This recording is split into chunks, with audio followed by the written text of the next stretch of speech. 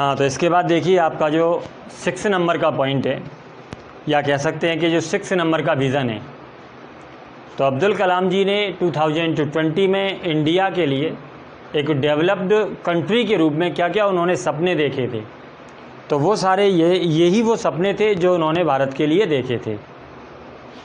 तो 6वां पॉइंट उनका ये कहता है कि the Indian chemical industry will be transform, कि भारत का जो केमिकल इंडस्ट्री है, भारत का जो रसायन उद्योग है, विल बी ट्रांसफॉर्म, कि वो रूपांतरित हो जाएगा, विल बी ट्रांसफॉर्म्ड, कि वो रूपांतरित हो जाएगा काय में, into a technological innovator in clean process, कि शुद्धिकरण की प्रोसेस में, शुद्धिकरण के कार्य में एक तकनीकी नवाचार के रूप में वो परिवर्तित या रूपांतरित हो जाएगा।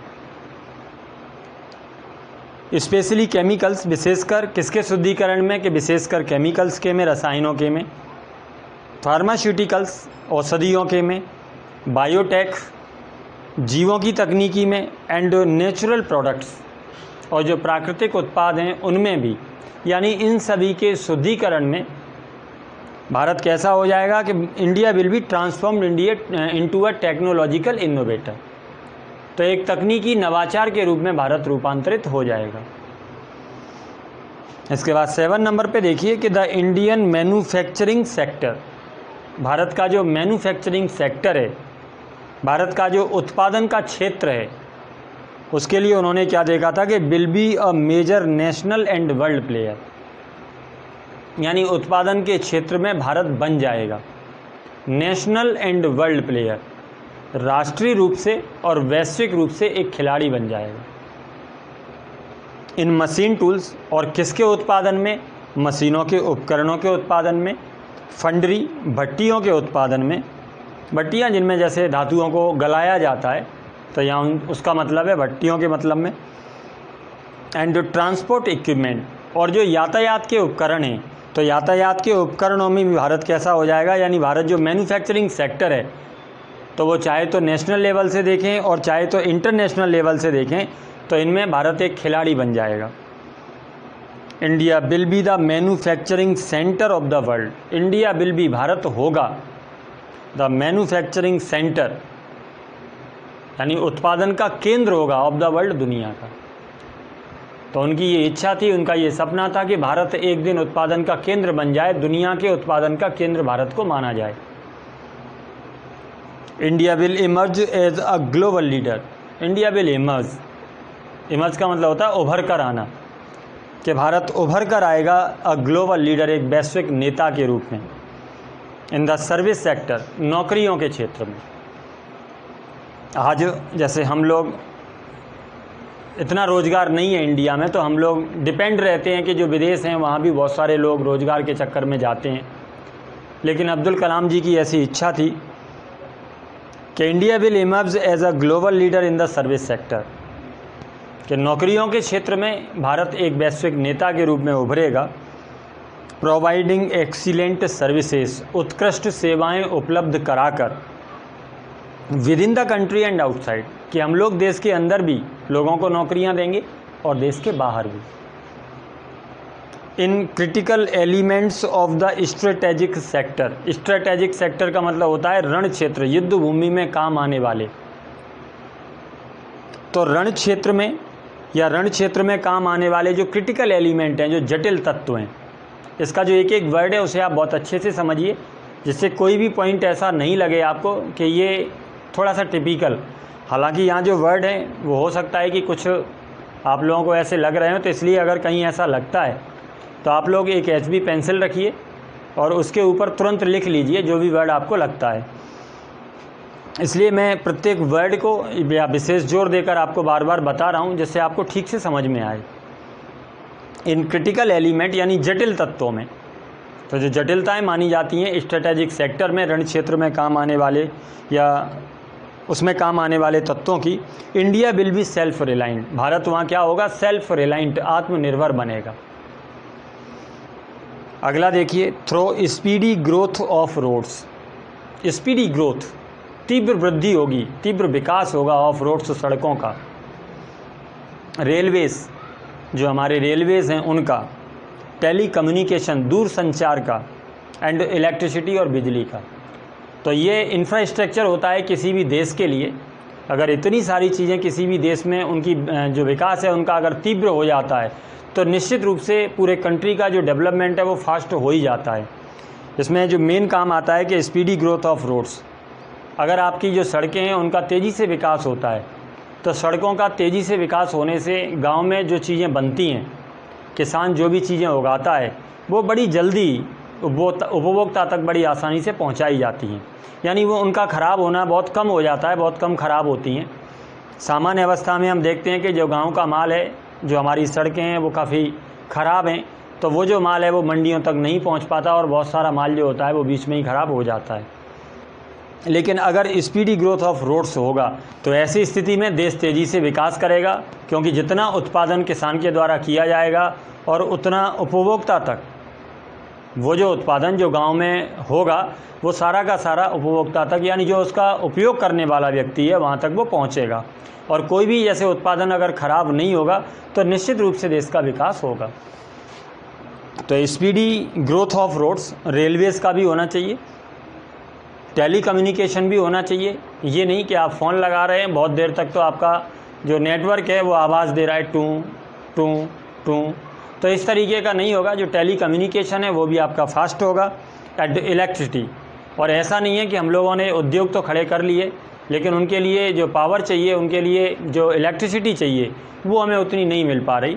तो अगर कोई भी मशीन आप कहीं भी लगाते हैं तो उस मशीन को उतनी पावर भी, यानी उस मशीन का जो पहिया है वो लगातार घूमते रहना चाहिए, और अगर वो लगातार घूम रहा है तो उसी तरीके से ही उसका जो प्रोडक्शन है, उसका जो उत्पादन है वो ठीक तरीके से प्राप्त हो सकता है। तो इन चारों चीज़ों की बहुत ज़रूरत होती है देश के विकास में, रोड्स का, रेलवेज़ का, टेली कम्युनिकेशन का and electricity. India will have excellent infrastructure to fulfil the needs of development. तो उनकी ऐसी इच्छा थी कि speedy growth of roads, railways के द्वारा, टेली कम्युनिकेशन के द्वारा, इलेक्ट्रिसिटी के द्वारा India will have excellent infrastructure, कि भारत के पास एक उत्कृष्ट बुनियादी ढांचा होगा। एक्सीलेंट, उत्कृष्ट, इंफ्रास्ट्रक्चर, बुनियादी ढांचा, काय के लिए? टू फुलफिल, पूरा करने के लिए, द नीड्स ऑफ डेवलपमेंट, विकास की जो आवश्यकताएं हैं उनकी पूर्ति करने के लिए हमारे पास एक बेहतरीन ढांचा होगा। नेक्स्ट पॉइंट है आपका कि हेल्थ एंड एजुकेशन सर्विसेज, जो स्वास्थ्य और शिक्षा की सेवाएं हैं। आज भी हम बहुत सारे लोगों को देखते हैं, हालांकि मृत्यु दर में बहुत कमी आई है स्वतंत्रता के बाद, अगर देखते हैं पहले की तुलना में बहुत कमी आई है। यानी मृत्यु दर में कमी होने का मतलब सीधा सीधा इस बात से है कि कोई भी व्यक्ति अपनी उम्र से पहले नहीं मरना चाहिए, इसे हम कहते हैं मृत्यु दर में कमी आना। हालांकि हमारे यहाँ जो जन्म दर है वो भी बहुत ज़्यादा बढ़ी है, लेकिन इन दोनों चीज़ों में अंतर हमें इस तरीके से देखना है कि हमें जन्म दर को कम करना है लेकिन मृत्यु दर को भी कम करना है। और मृत्यु दर किसी भी देश की कम तब की जा सकती है जब आपकी जो हेल्थ सर्विसेज हैं वो बहुत अच्छी होती हैं। तो वो क्या कहते हैं कि हेल्थ एंड एजुकेशन, और दूसरी बड़ी बात उनका फोकस था कि एजुकेशन पर, यानी हमारे यहाँ का जो गरीब से गरीब बच्चा है शिक्षा उसके वहाँ तक भी पहुँचे। तो इसके लिए दोनों चीज़ों की ज़रूरत होती है कि जो बच्चा है उसकी भी इच्छा होनी चाहिए कि मुझे पढ़ना है, और जो हमारी गवर्नमेंट है उसकी भी इच्छा होनी चाहिए कि मुझे अपने गरीब से गरीब बच्चे को भी पढ़ाना है। Health and education services will reach all people, तो ये दोनों ऐसी सेवाएं हैं कि ये हर व्यक्ति के पास तक पहुँचें, यानी कोई भी व्यक्ति बीमारी की वजह से ना मरे और कोई भी व्यक्ति किताबों की वजह से अशिक्षित ना रहे। क्लियर? इसके बाद देखिए आगे वो क्या कहते हैं। तो इतने सारे पॉइंट थे, या ये कह सकते हैं कि इतने सारे सपने थे अब्दुल कलाम जी के 2020 वाले इंडिया को लेकर के, लेकिन चूंकि आज आप लोगों को पता है कि हम लोग 2020 में ही जी रहे हैं, इत्तेफाक से मैं आप लोगों को इस लेसन को 2020 में ही पढ़ा रहा हूँ, लेकिन जैसा वो चाहते थे वैसा कुछ प्राप्त होता हुआ दिख नहीं रहा। तो इसके लिए आगे देखेंगे कि how can we realise the vision, क्यों नहीं प्राप्त हुआ। तो इससे आपको प्राप्त हो सकती है, इसका जो आंसर है वो मिल सकता है कि how can we realise the vision, कि हम इस सपने को किस तरीके से रियलाइज़ कर सकते हैं, साकार कर सकते हैं। यानी ये जो सपना अब्दुल कलाम जी ने देखा वो तो चले गए, लेकिन भारत के लोग इस सपने को किस तरीके से साकार कर सकते हैं, यानी अपने इंडिया को ऐसा कैसे बना सकते हैं। All the things listed above are एटेनेबल।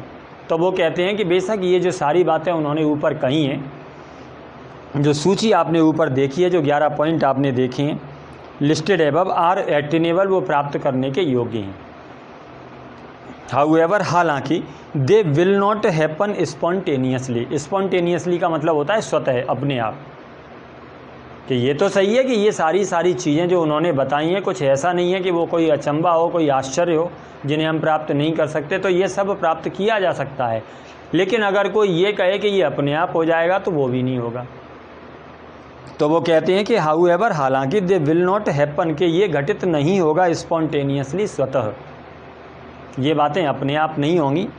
Nor can they be left to the government, nor ना ही कैन दे बी लेफ्ट। यहाँ ज़रूर आपको ध्यान रखना है कि जो सेंटेंस आपने नॉर से स्टार्ट किया है, उस सेंटेंस को यहाँ देखिए, can they be left interrogative में चेंज किया गया, यानी हेल्पिंग वर्ब को पहले लिया गया है।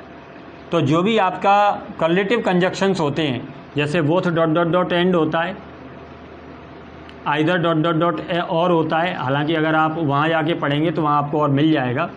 Neither dot dot dot nor होता है,